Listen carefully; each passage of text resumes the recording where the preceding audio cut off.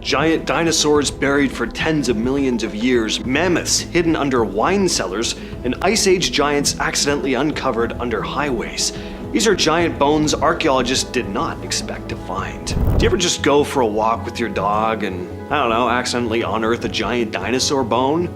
No? Well, it happened to this guy. In May of 2022 in southern France, a 25-year-old amateur fossil hunter named Damien Boschetto was out with his dog and noticed something weird sticking out of a freshly collapsed cliff face.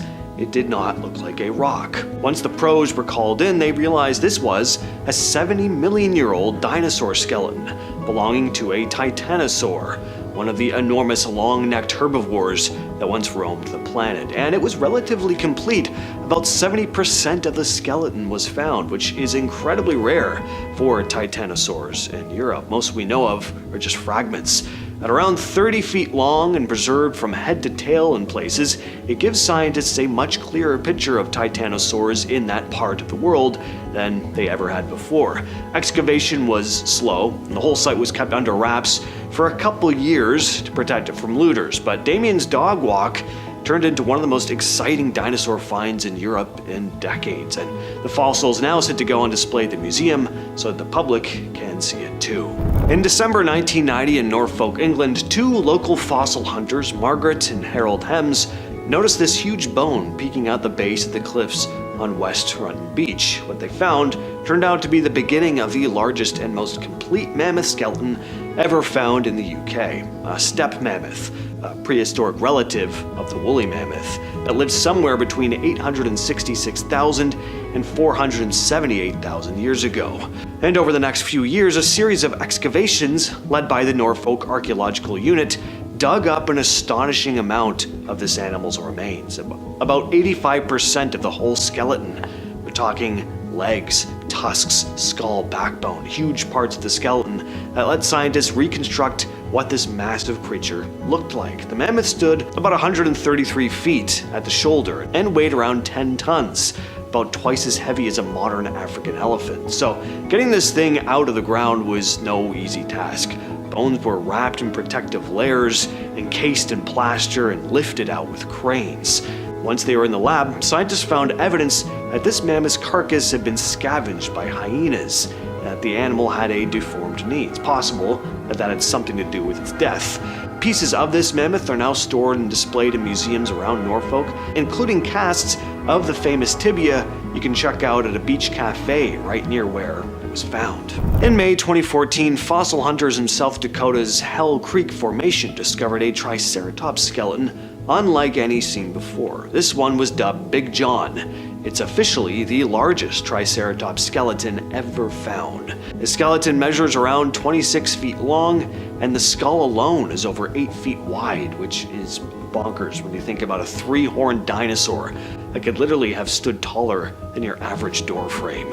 Over 200 bones were excavated and documented, which gave scientists a super detailed picture of this thing. Some of the bones show signs of injury and wear, which tells a story, of course, about how this animal lived its life, likely in the Cretaceous, around 66 million years ago.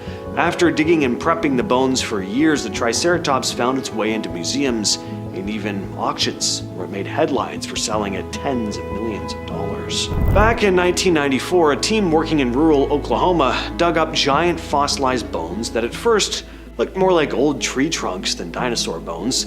They were vertebrae, though, from one of the tallest dinosaurs ever discovered, a sauropod called Sauroposeidon. Sauroposeidon wasn't just big, it was gargantuan. The bones they found were neck vertebrae. Each one measured roughly 4.6 feet, bigger than most people's whole torso. Paleontologists initially didn't even recognize them as dinosaur bones because of how enormous they were. Once they realized what they had, though, they estimated, based on those vertebrae, that the animal's neck alone was around 36 to 39 feet long, and the full body probably around 92 to 112 feet from snout to tail. When Sauroposeidon raised its head, it could reach heights of about 56 to 59 feet, like looking into windows of a 5-story building. In 1993, amateur fossil hunter Ruben D. Carlini was exploring Patagonia in Argentina when he came across bones that turned out to belong to a dinosaur unlike anything seen before. A couple years later, scientists named the species Gigantosaurus carolini. Gigantosaurus, as the name suggested, was massive, somewhere between 40 to 43 feet long from nose to tail, and weighing several tons, with some estimates for bigger ones pushing up to 8 to 10. Its skull alone may have been around 5 to 6 feet long, filled with dozens of serrated blade-like teeth built for slicing through meat. Before this guy, Tyrannosaurus rex was often the first name people thought of when it came to giant predatory dinos, but here in Argentina, you had this huge monster stalking the plains well before T-Rex ever showed up in North America. Its bones, though incomplete, include parts of the skull, pelvis, leg bones, and most of the backbone, enough for paleontologists to build a pretty clear picture of just how intimidating this beast was. The Badlands of Wyoming are a stretch of dry, eroded land with lots of hills and gullies where rain and wind have worn away the soil. It was here that paleontologists made an unbelievable discovery: the mummified remains of two duck-billed dinosaurs called Edmontosaurus and Nectans. Now, when I say mummified, obviously I'm not talking about wrapped in bandages. I mean, the dinosaurs' bodies were buried, fastened up to their skin, hooves, and spikes, fossilized along with the bones, preserving their shape almost like a mold. Now, this is super rare. These two dinos, nicknamed Ed Jr., the smaller one, of course, and Ed Sr., the adult, let scientists see details normally lost in fossils. You can actually make out the texture of their skin, the shape of their tails, and even the strange hoof-like tips on their feet, something no one expected on a dinosaur. They probably died during a drought and were buried quickly by floods, leaving their bodies preserved in clay. Dinosaur National Monument sits on the border of Colorado and Utah. It's a rugged desert with orange rocks, canyons, and cliffs, a place where, over 100 years ago, paleontologists first dug up dinosaurs. In 2025, construction crews were just fixing up a parking area. They came across huge dinosaur bones in the sandstone beneath the asphalt. These bones belong to a long-necked dinosaur, something like a diplodocus, similar to the ones that show up in Jurassic Park.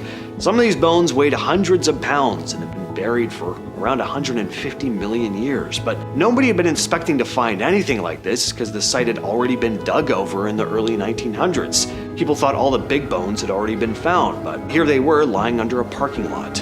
In Gabelsburg, Austria, a winemaker named Andreas Kernerstofer was renovating his wine cellar when he came across something massive buried in the ground. At first he thought it was just some old bits of construction debris, but it turned out to be hundreds of bones from at least 3 woolly mammoths. The bones were stacked in layers. Archaeologists also found stone tools and charcoal nearby, meaning humans may have interacted with these animals, hunting and butchering them.